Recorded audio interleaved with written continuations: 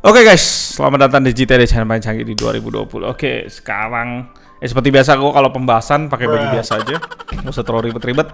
Dan pembahasan kali ini mungkin kalian harusnya udah tahu lah ya, karena yang gue mau bahas pasti kalian bisa masuk ke video ini tuh dari Asus VP249QGR atau Philips di sebelah gue nih, Philips 242M8 atau mungkin di AOC 24G2 ke depannya. Nah, ini ada satu teknologi yang menurut gue perlu dibahas, yaitu IKZO guys. Kalau lu lihat nih gue kasih lihat komparasinya ya di display specification, dan kita tahu data ini dari salah satu subscriber kita, dan gue lupa namanya siapa di Instagram karena udah tenggelam banget ke bawah. Tapi thank you banget buat dia dan buat gue notice bahwa ada teknologi yang terbaru guys, namanya IKZO. Dan kalau di situ tertulisnya panel type di Philips ini malah IKZO doang, tapi dia nggak tulis IPS, padahal bukan itu sebenarnya penjelasannya. Jadi gue cari-cari dan linknya juga ada di bawah kalau kalian mau lihat.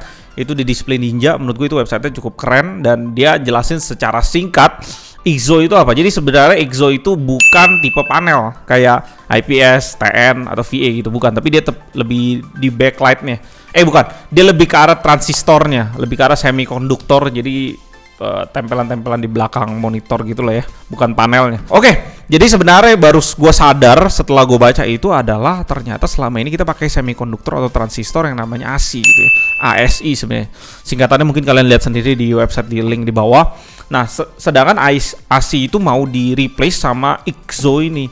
Jadi IKZO ini di license oleh Samsung sama Sharp. Dia punya kemampuan lebih efisien, 90% lebih efisien daripada ASI ini, dan gua rasa Asus nih pakainya ASI. Dia nggak tulis siapa panel manufakturnya di website tersebut, dan gue juga nggak tahu data detailnya seperti apa. Jadi gue cuma ngetes power consumption-nya doang. Jadi IKZO itu karena dia punya kecepatan katanya 50 kali lebih cepat elektronnya untuk bergerak ya. Mungkin kalau gue orang awam mikirnya adalah dia mungkin gue bisa sebut manajer kelistrikan kali ya dari sebuah monitor. Jadi dia bisa manage lebih cepat, 50 kali lipat lebih cepat. Dengan adanya hal seperti itu, dengan kecepatan seperti itu, kita bisa dapetin high resolution lebih tinggi, pixel density yang lebih tinggi, speed yang lebih cepat, dan segala macam fitur-fitur yang lebih mantap gitu ya. Dan dia menghemat energi karena kecepatannya itu. Sedangkan panel IPS biasa, kita ngomong IPS ya, sebenarnya IKZO ini bisa diimplementasikan ke semuanya lah, ke TN bisa, ke VA bisa. Cuma kita ngomong IPS aja. Cuma di sisi yang lain, IPS yang biasa yang depannya ASI itu ya, ASI itu dia lebih lambat. Jadi ketika dia mau dapetin pixel density lebih tinggi, dia mesti nyedot power lebih gede gitu ya. Nah, singkatnya seperti itu. Dan kedepannya itu gue rasa banyak banget yang akan pakai IKZO ini, teknologi IKZO ini, karena dia mempunyai keunggulan yang jauh lebih besar. Kenapa? Karena power efficient itu penting dari sebuah elektronik ya, kita nggak bisa pungkiri. Dan karena gue penasaran sebenarnya seberapa power efficient sih, apa ini baru permulaan gitu ya, permulaan uji coba atau baru permulaan percobaan di monitor Philips. Dan juga 24G2 gue belum tes. Jadi tadi gue tes power consumption-nya lah ya. Di sini kontras dan brightness-nya gue mentokin ke 100%, dan dua-duanya gue jalanin di 144 Hz bisa, dan gue mirrorin di sebuah PC. Jadi mereka bisa jalan 144 Hz karena spesifikasinya sama, resolusinya sama, jadi gampang. Oke, di sini gue tes di Philips kita dapat 15,5 watt. Ini lagi jalanin video 4K, jadi gue rasa ini bisa menunjukkan bahwa pixelnya dipakai semua ya, supaya gue pengen tahu wattnya sampai berapa. Dan di Asus itu kita dapat di 22 watt, 22,7 watt. Gue nggak ngerti sih ini kenapa, atau ada perbedaan dari speaker juga, karena di Asus kan ada speaker nyedot watt juga. Tapi memang di sini Philips itu lebih power efficient. Dan gue nggak tahu apakah 24G2 akan lebih bagus dari hal ini. Kita menanti sama-sama. Tapi ke masa depannya itu yang gue baca-baca ya, dari website yang gue baca juga, dari yang website yang gue akan taruh linknya di bawah. Kalau implementasi ini akan sangat cocok sama panel OLED guys. OLED karena OLED itu bisa dibikin transparan. Jadi kalian bisa melihat masa depan itu seperti kita nonton Iron Man gitu ya. Karena Iron Man itu kan kayak cuma di kaca doang. Bisa dia gak gonta-ganti apa gitu ya. Dia desain apapun di kaca itu. Tapi dia masih bisa lihat tembus kaca itu. Kan gila ya. Oke, dan di sini konklusi gue apa ya? Konklusi gue? Gue berpikir kayak gini guys. Karena ini yang license-nya itu yang punya Samsung dan Sharp. Oke. Dan kalau kalian perhatiin ya, Samsung itu nggak pernah pakai panel IPS. Gue nggak tahu kenapa. Dan gue nggak tahu siapa yang punya panel IPS. Apakah yang punya panel IPS itu LG atau siapa? IPS yang ASI ya, semikonduktornya yang ASI. Gue rasa, gue nggak tahu lah siapa yang punya. Tapi Samsung nih sampai hari ini gue nggak pernah lihat dia pakai panel IPS. Bahkan dia bikin panel sendiri namanya PLS gitu lah. Dan info terbarunya, dia kan mau keluarin bentar lagi Odyssey, line up Odyssey yang super gila mahalnya. Gue nggak ngerti seperti apa barangnya, dan gue penasaran juga. Gue pengen ada di studio GTID lah, at least bisa gue bongkar nanti. Semoga Samsung denger ini. Dan juga info terbaru yang gue denger adalah Samsung mau ngeluarin panel IPS, guys. Panel IPS di harga kalau nggak salah 1,5 juta, flat kemungkinan. Gue nggak tahu jelasnya, tapi dia mau keluarin IPS 1,5 juta 75 Hz milisecondnya, gue nggak tahu. Tapi di sini gue ngelihat kayak gini, guys. Kalau ini punyanya Samsung nih, license-nya punyanya Samsung, dan siapa ya? Tapi siapa yang pertama kali develop gitu? Intinya begitu. Tapi kalau ini memang punyanya Samsung, guys, dan Samsung bergerak. Jadi Samsung ini menurut gue punya dua pilihan, guys. Dia mau bergerak seperti dia bermain di SSD, karena SSD tahun ini siapa sih yang lu nggak tahu Samsung gitu ya? Samsung itu kayak nggak terlalu peduli sama, gue rasa ya, kalau gue lihat ya, dia nggak terlalu peduli sama smartphone, dia nggak terlalu peduli sama monitor, tapi dia fokus banget sama SSD. Speed SSD-nya Samsung itu nggak ada lawan, nggak ada duanya. Semua orang boleh turun harga, Samsung boleh turunnya sedikit. Misal yang lain turun harga, SSD lagi turun harga banyak, by the way. Kalau lu cek di pasaran, SSD itu bisa turun banyak, mungkin bisa turun 50% kalau brand-brand lain, tapi Samsung bodo amat lah, gue turunnya 20%. Karena speednya nggak make sense.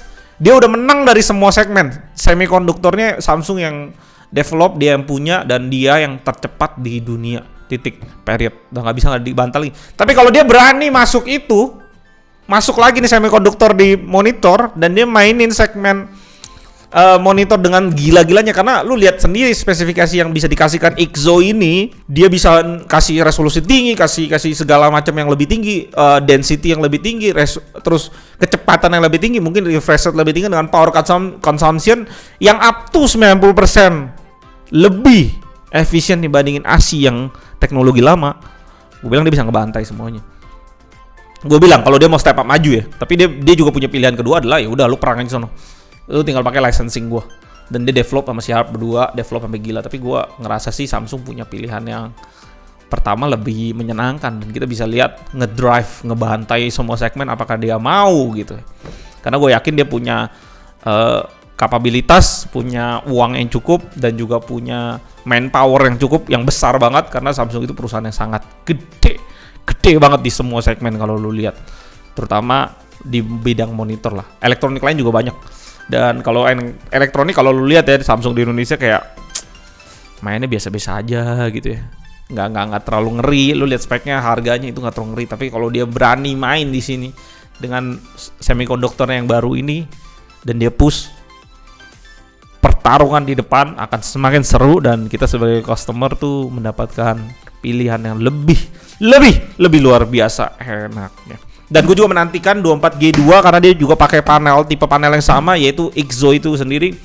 Dan pantesan di luar negeri itu 24G2 itu laku banget, terutama ya gue lihat datanya di JD.com, 24G2 itu salah satu monitor paling laris kalau lu filter paling laris gitu ya.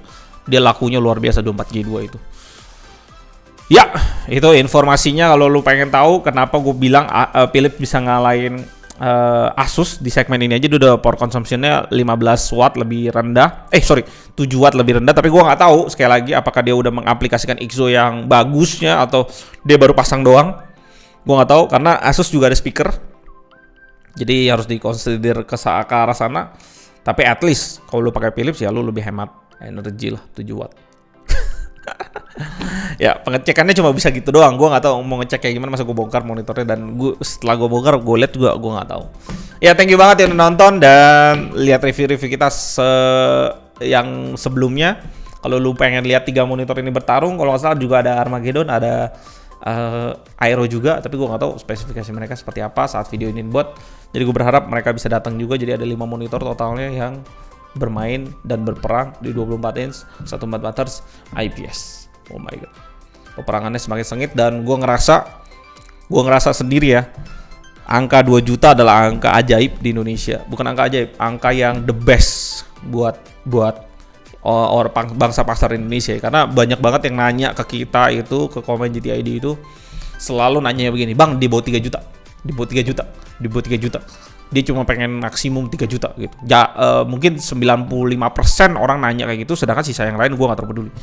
Gue nggak terpeduli harganya berapa. Ada yang 8 juta, ada yang maksudnya variasi yang lain harganya. Ada yang 8 juta, 5 juta, 4 juta segala macam. Tapi di bawah 3 juta itu spot yang paling gila.